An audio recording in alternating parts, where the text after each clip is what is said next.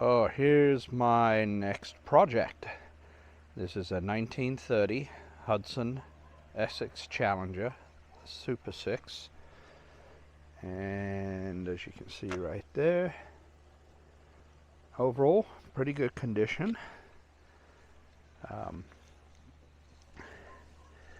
It's gonna need a little bit of loving. Need to restore the wheels. The interior leaves a little bit to be desired. As you can see, it's gonna need some restoration. Seats might be initially salvageable as is. There's a few minor tears. Everything's here. 59,036 miles on the odometer. I do not have a key. We'll have to get one. There's some cracks in the steering wheel that's going to have to probably get replaced or fixed. All the windows and window seals need to be replaced. They didn't use safety glass back then, so all the handles are here. I do have one broken handle on the back, so that will need to be taken care of. But the door does open. Hinges on the doors seem to be in pretty good condition. All the interior handles are here. Minor tear on the chair. As you can see, the mice had got to it pretty good when it was in storage, so it's going to need some work. Wooden floor might need work. Won't know till we really start tearing it down, but it's going to need new roof. You can see the roof. It was starting to separate around the edges, and then the trip home, that back corner came up. So let's see what we got here.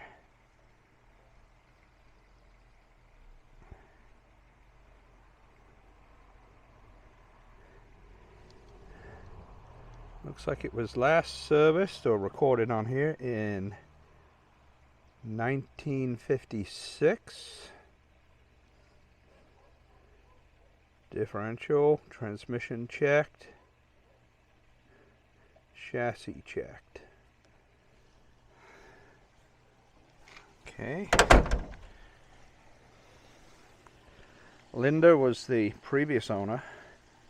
Her father bought it for her when she was 16 in, I believe, 1958 or thereabouts. Once she finished driving it, she stored it. And then my father-in-law bought it about 7 years ago. He planned to refurbish it, but he never got around to doing it. He recently passed, so we've taken on the job of restoring. Back window, seals are shot, not safety glass. The rear stowage box, I actually have it. It's disintegrating, so that'll get completely rebuilt. Gonna have to drain the fuel tank, flush, get underneath, do an inspection. A little bit more view of the damage on that back corner. Not too worried about that. It was going to need to be replaced anyway. Eventually it'll get a new paint job.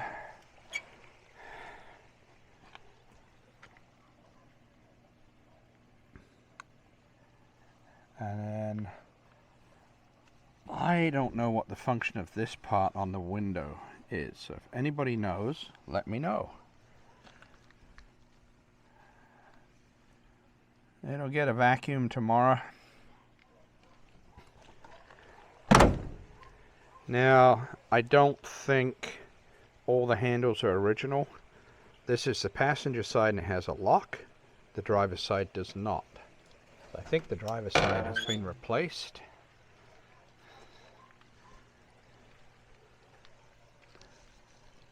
And again,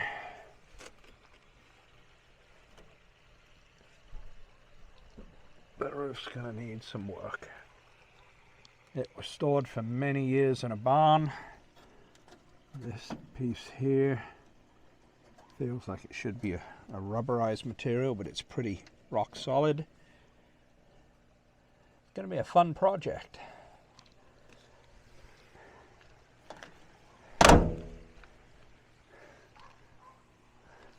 Has all the lights.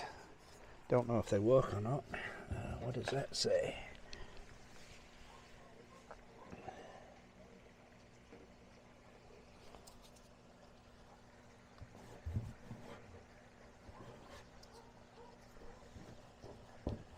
It's the original Hudson Super Buick. Huh. Anyway, a little bit of rust, nothing serious. And then on the engine,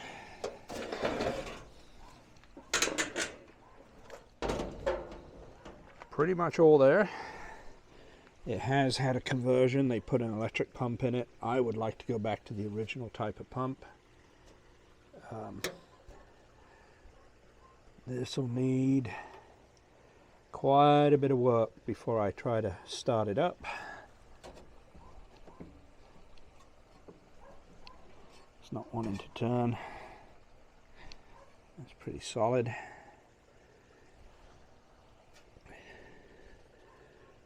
But everything appears to be here. So I got something to start with.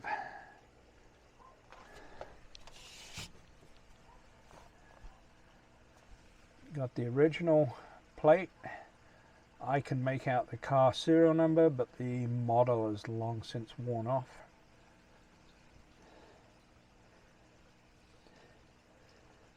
Yeah, it's going to need some work.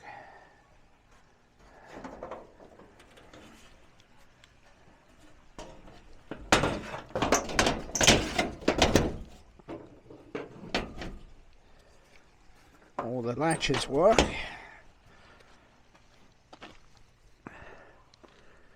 As I mentioned, most of it is there. Minor body work. Got a little bit of a dent here I'm going to have to take out. A little bit there. It's kind of the patina of age. I might not get rid of everything. Got a few little dents on the roof. Minor stuff. Might just leave those. We'll play that by ear. And then on this side,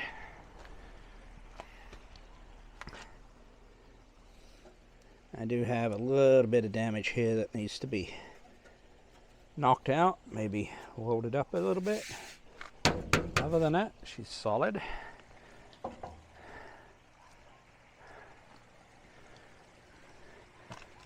little bit of history on the Violas since 1904.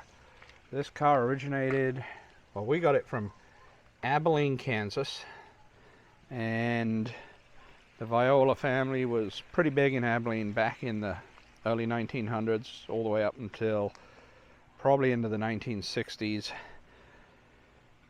They owned multiple stores. The main street was known as Viola's Corner.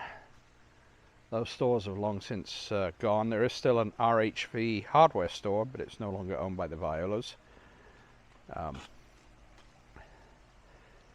guess the next generation didn't want to stick around, so they left. Like I say, Linda got this when she was 16. She said her dad bought it for her. He paid $10 for it. Bought it from a teacher. And said that he bought it for her because it wouldn't do more than 20 miles an hour. I'm pretty sure they're designed to do more than that, so we shall see. Anyway, that's the car.